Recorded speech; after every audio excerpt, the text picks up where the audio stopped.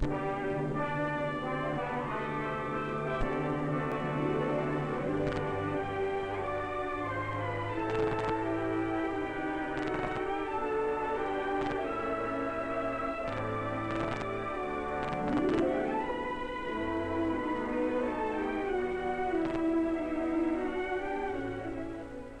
we really understand those with whom we work in our daily lives? Do we understand what makes Bill the way he is? Or Ernie? Or Betty? Do we ever try to understand another person's viewpoint? To look at things his way? What about you, Bob Stevens? Do you understand other people? You seem to be a regular guy. Most people like you. In the next few minutes, let's see how you act and how you think in regard to others. Steady, boy. This is a big day. You got your acceptance speech ready? Sure he does. Oh, by the way, Bob, do you have anyone in mind for the social column? Yours truly, for instance? Why ask me? Ask the new editor. Whom did you think she was asking? Or were you just being big about it? Oh, look, there's nothing sure about this thing. Miss Alton could have chosen any one of us on the staff, even old Ernie here. All right, citizens. This is Ernie Davis, fighting city editor of the Southwest High Banner. Fighting copy boy, you mean? Hey, look what just came in. Somebody should have closed the door. Now, Bill, that isn't nice. Ben Curtis really surprised me this year. He's, well, I think he's done well on the paper. Don't you? I suppose it's a good thing for a fellow like Ben to get in on a few things. Bill's right. Ben Curtis doesn't belong here. And that corny stuff he writes. Whew. Look at that get-up he's wearing. Weird, to say the least. Well, what can you expect from his kind? As far as I can see, his folks are strictly no good. His father never held a steady job in his life. Just worked long enough to buy a bottle. And his mother. I remember when Mom used to have her come over to the house to do the cleaning. She was a lousy worker. The whole family, stupid, ignorant people. You do kind of wonder why he's on the school paper, though. You'd think he'd feel out of place around people like us. You know, I think you have Ben all wrong. I know he hasn't got much of a family, but he's a pretty sharp character. Makes doggone good grades, too. A lot better than mine. And that's something special. Everybody makes better grades than you, Ernie. Okay, wise guy, I want to tell you something. I have an English class with Ben, and he's nobody's fool. You know, I think the guy has real talent for writing. For writing what? His name, you mean? Oh. I don't know very much about him. He doesn't talk very much. Here comes Miss Alton. Sit here, Bob. I want to make sure you remember me for the social column. This is it. I'd be a first-class liar if I didn't admit to myself that I'm gonna get this job. Who else? Bill? Nah, he doesn't work very hard at anything. Betty? I doubt it. Maybe Jim Gardner. Yeah, it could be either one of us. But I figure I'm the one. Everybody else thinks so, too. Good afternoon. It looks as if we have a good attendance for our press club meeting. First of all, I'd like to make a little statement concerning the selection of our new editor-in-chief. Since you did ask me to make this selection, I can only assume that you expected a selection based on merit and not necessarily on personality. That lets Jim out. He's the personality kid around here. I appreciate your trust in asking me to appoint your editor. It was a difficult decision. However, I hope my decision will meet with your approval. Well, to end the suspense, may I introduce the new editor-in-chief of the Southwest High Banner, Ben Curtis. Ben Curtis? What the... She must be kidding. That screwball? Why, even old Ernie, he'd be 10 times better. Ben, will you come up and take over? It's not fair, Bob. That creep. Creep is right. Look at the poor sap. He doesn't know what to do with himself. Brother, how long does he think he'll last? Look at him up there. Does he really think we're going to accept him as editor? So So that's what you think, Bob. Ben Curtis is not the man for the job you think you should have. From your viewpoint, Ben is what was it? A creep? A screwball? Are you right, Bob? Is he really such an undesirable person for the job? Do you really understand Ben Curtis? There must be reasons for everything Ben does.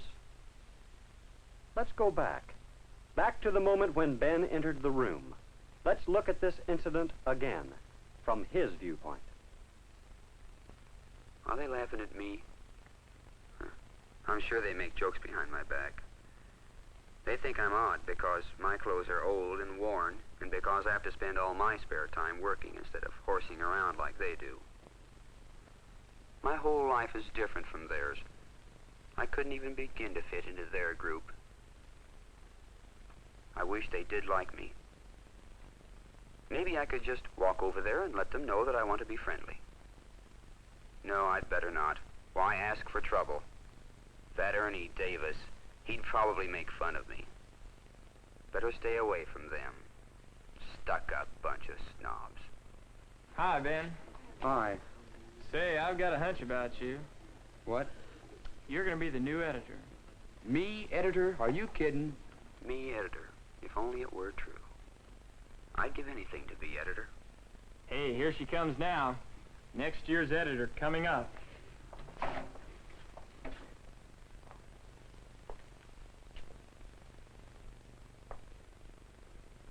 Good afternoon. Looks as if we have a good attendance for our press club meeting. First of all, I'd like to make a little statement concerning the selection of our new editor-in-chief.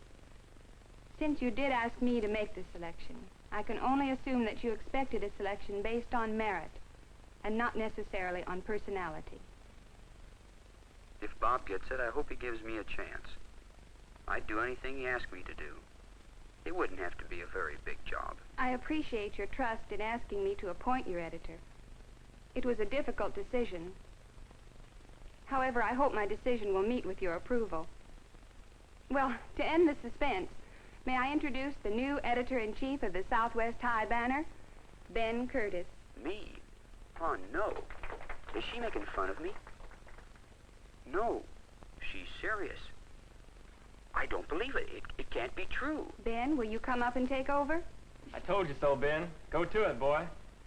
What do I do now? I can't get up in front of them. What do I say? What do I do? Let me see. They're sure expecting something. I guess there's no use in saying I'm surprised. You can see that. Keep talking, Ben. Give yourself a chance to think. I want to thank Miss Alton for this opportunity. I'll need all the help I can get from you. I'm open to suggestions on job assignments, so each one can work on the thing you like to do best. Are there any suggestions? Now that we know more about you, Ben, we began to understand you a little better. Why did they see you one way, Ben, and not as you really are? Is it possible that you do not give them enough basis for understanding? If we could see you from still another point of view, perhaps it would become even clearer.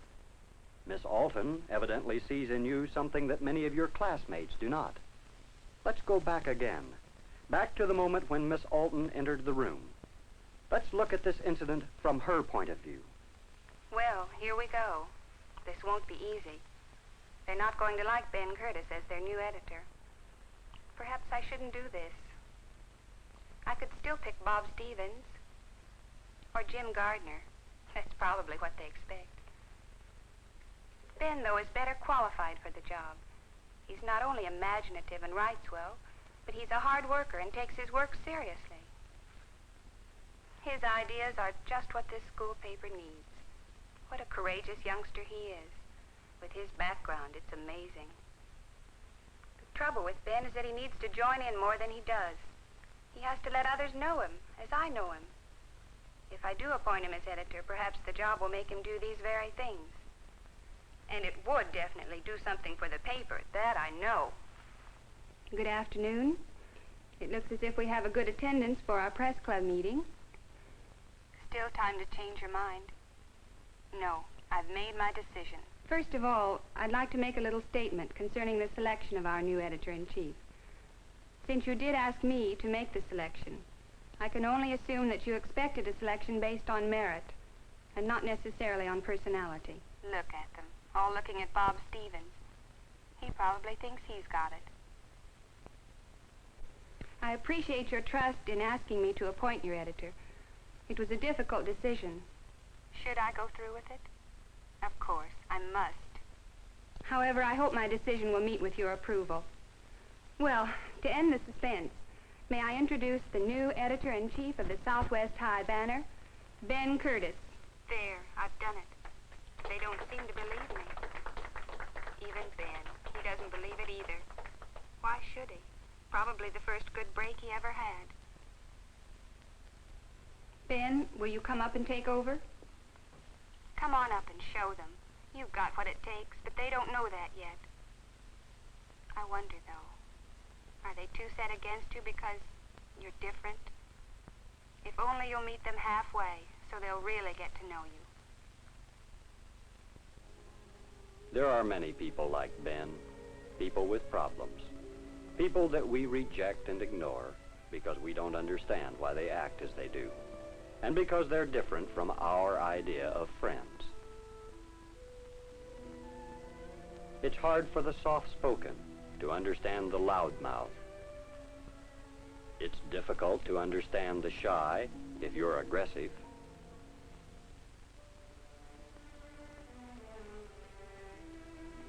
Those who are physically attractive cannot always appreciate the loneliness of those who are not. What about the viewpoint of Bob and his friends? How can they reconcile their present attitude toward Ben with the fact that he will be the new head man of the staff? What should they do? And Ben, how realistic has he been in his attitude toward the others? What should he do to increase his chances of succeeding in his new job? What about Miss Alton? Do you think she did the right thing? What do you think?